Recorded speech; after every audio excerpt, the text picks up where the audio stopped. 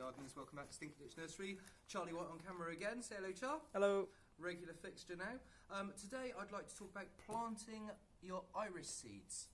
Sowing your iris seeds. Get your irises going for next year.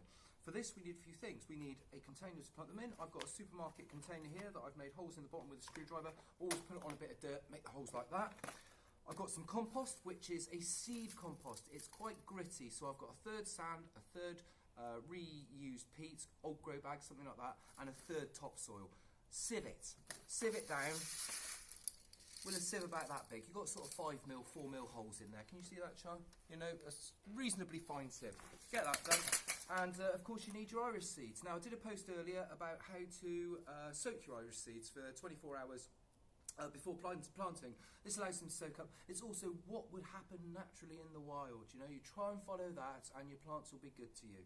Anyway, so those have been soaking for about 10 minutes, but let's pretend it's been a day. Anyway, glass is on and we get the pot and we fill it up with our compost. All right, Charlie, you getting this? So we fill it up like that, leave a gap on top like that, and then I'm going to give this a really good soaking. So Charlie, if you can spin down onto the floor. Remember, these irises they grow in watery places. Not all irises do, but this particular breed of iris, which we will try and pronounce in a minute, do. Right, so we pick that up, and as you can see, that's going down nicely, but it doesn't really matter because they're irises and they'll sit in the water for a bit anyway. Now here's our seed that we soaked for 24 hours, and all I'm going to do is tip the whole thing into my hand like this. Like that. It doesn't really matter that these things are bobbing around all over the place. And then some people put them in lines. I don't really bother.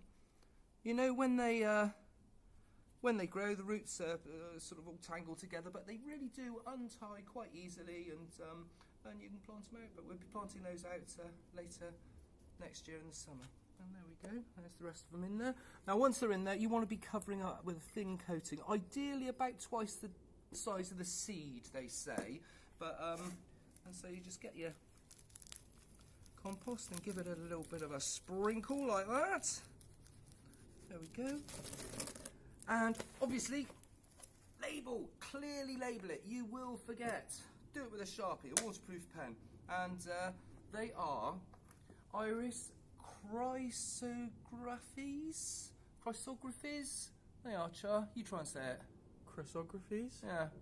I never have to say this stuff. I normally just read it. Anyway, I've dated it as well. We're going to stick that there. Now we're going to keep that wet, and I'm going to keep it in the greenhouse in a cool sort of place. And they should start sprouting up before the winter comes. They'll then die back down again for the winter, and we'll just have an empty pot that we'll have to look after over the winter, and they'll start sprinking up again in the spring. Sprinking up again in the spring, and then we'll plant them out, and I'll do a post on that then.